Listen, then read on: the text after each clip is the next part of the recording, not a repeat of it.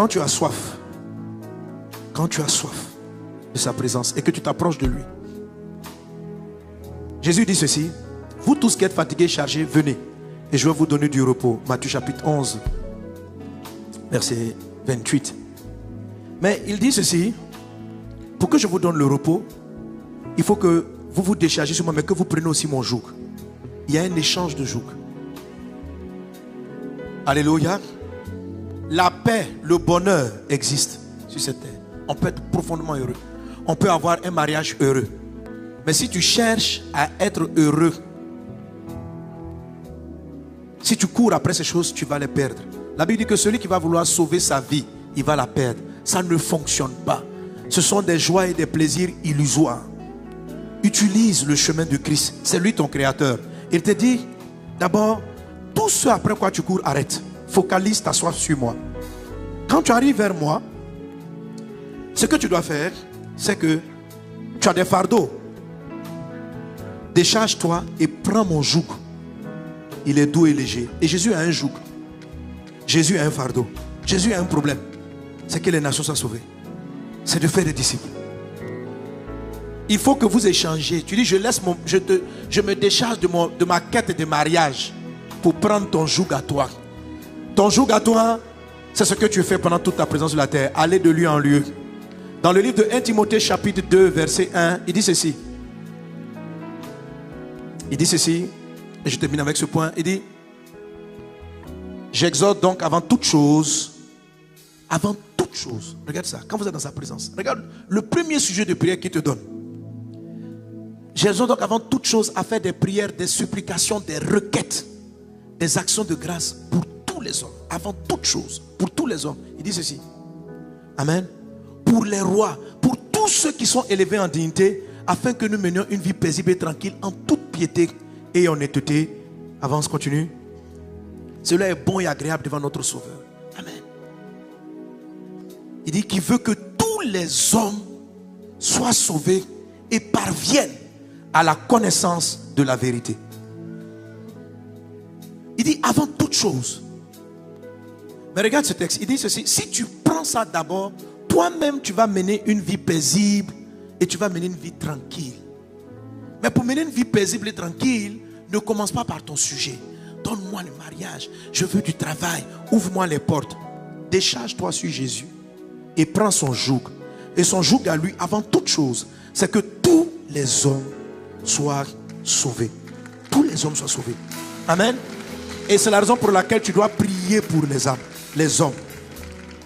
Avant de prier pour ton mariage, est-ce que tu as prié pour la ville où tu habites?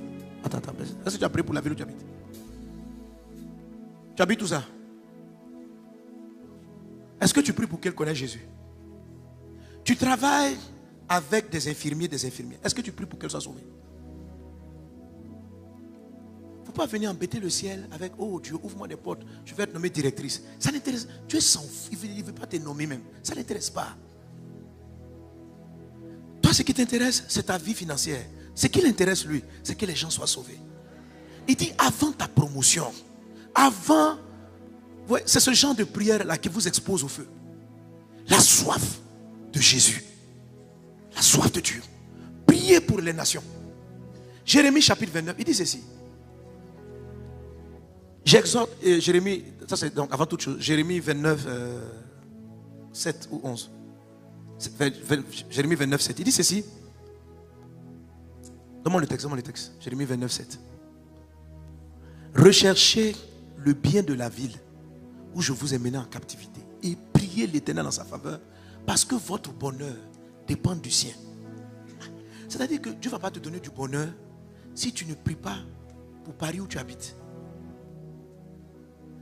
Le bonheur de Paris, ton bonheur à toi, dépend du bonheur de Paris. Ici, on est où? Alléluia. C'est-à-dire que pour que le feu descende sur l'église, c'est ce que je veux vous amener. C'est-à-dire que le feu est très spécial.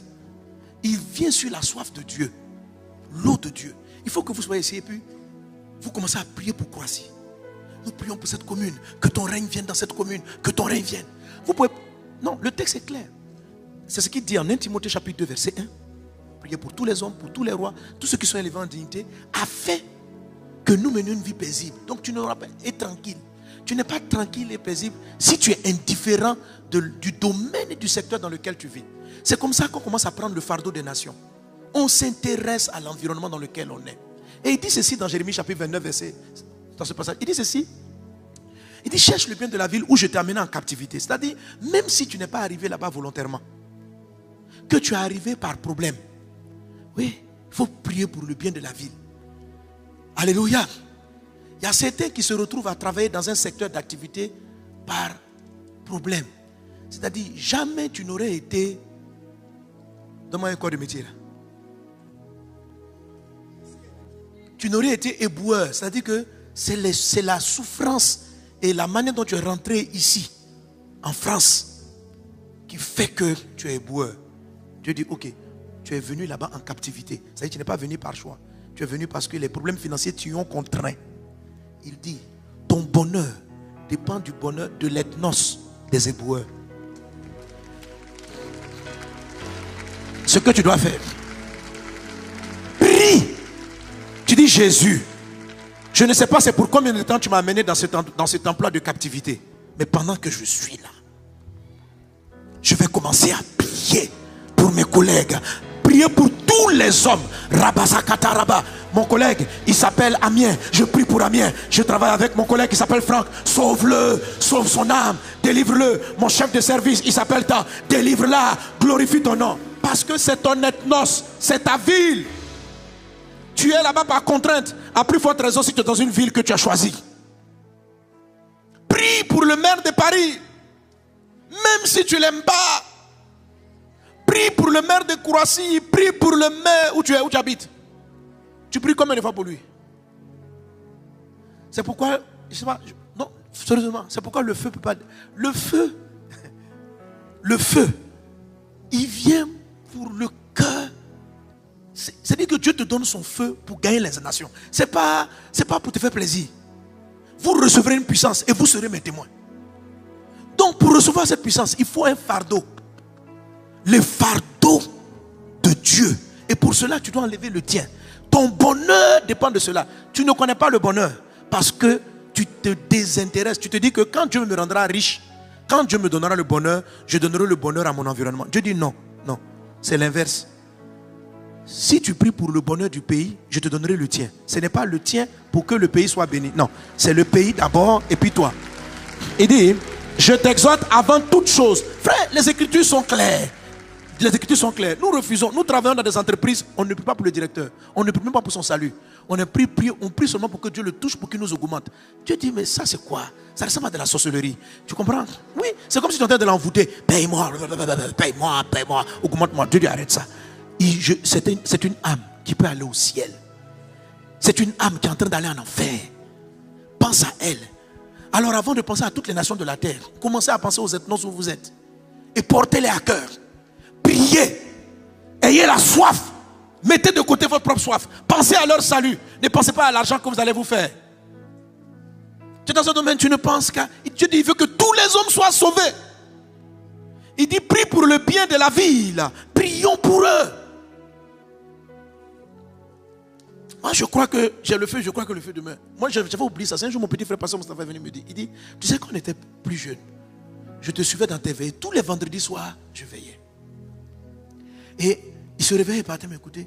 Il dit, je ne sais pas pourquoi, mais tu priais tellement pour la ville. Moi, je me suis donné à Jésus à Dalois. Je dis, ah bon? Il dit, oui, tout le temps. Seigneur, sauve la ville. Je prie pour qu'il y ait un grand réveil. Je prie pour un réveil. Je priais pour le quartier. Je priais, il y avait un monument aux morts. Je partais chasser. Je dis, c'est quel monument? Pourquoi on appelle ça monument aux morts? Je partais chasser tous les dimanches. Je faisais le tour. Parce que c'était à côté de ma maison. Je fais le tour. Je dis, tu deviens un monument de la vie. Tu deviens un monument de la vie. Tu deviens un monument de la vie. Je dis que le feu va, on peut prier pour que le feu vienne. Le feu arrive, mais s'il ne trouve pas l'eau, il ne descend pas. L'eau, c'est ce cœur-là, cette soif pour les gens, cette soif pour l'environnement. C'est cette soif. Il ne faut pas être indifférent des gens, il ne faut pas être indifférent. On vit dans des pays, on veut que profiter des pays. C'est pourquoi Quand le Saint-Esprit vient, il ne te donne que parler en langue. Le feu. Non, ce n'est pas fait pour toi. C'est pas fait pour toi. Le feu est fait pour ceux qui renoncent à eux-mêmes. Et qui ont confiance que Dieu va prendre soin d'eux. Ce qu'il a dit, il va le faire. Il dit que si je fais ça, je vais vivre une vie paisible et tranquille. Or, nous voulons vivre une vie paisible et tranquille. Si je suis tranquille, je suis paisible, je vais aider mon pays. Dieu dit non. Si tu aides ton pays, je te donnerai la tranquillité et la paix. Tu dis, moi je veux l'inverse. À la fin de l'histoire, on va voir qui va gagner entre Dieu et toi. Amen. Mais je te prophétise que tu vas perdre. Tu ne connaîtras ni le bonheur. Ton mariage dit d'être bloqué tant que tu ne vas pas prier pour ta commune. Tu dis, mon bonheur marital dépend de la commune. Oui. Je vous prie, cherchez le bien de la ville dans laquelle vous êtes amenés en captivité. Car votre bonheur dépend du sien. Ton bonheur dépend du sien. Je vous exhorte avant toute chose à faire des prières. Pas pour vous-même, pour tous les hommes, pour les rois, pour tous ceux qui sont élevés en dignité dans votre domaine. Afin que toi-même, tu mènes une vie tranquille et paisible. Car Dieu veut que tous les hommes soient sauvés et qu'ils parviennent à la connaissance de la vérité. Alors qu'est-ce que je dois faire? Je ne dois pas chercher mon propre challenge. Oui, tu le mets de côté à un moment donné. Si tu as soif, tu viens à Jésus. Parce qu'il va te donner son eau. Et son eau ne commence pas par ton besoin. Son eau commence par le besoin de sauver la ville.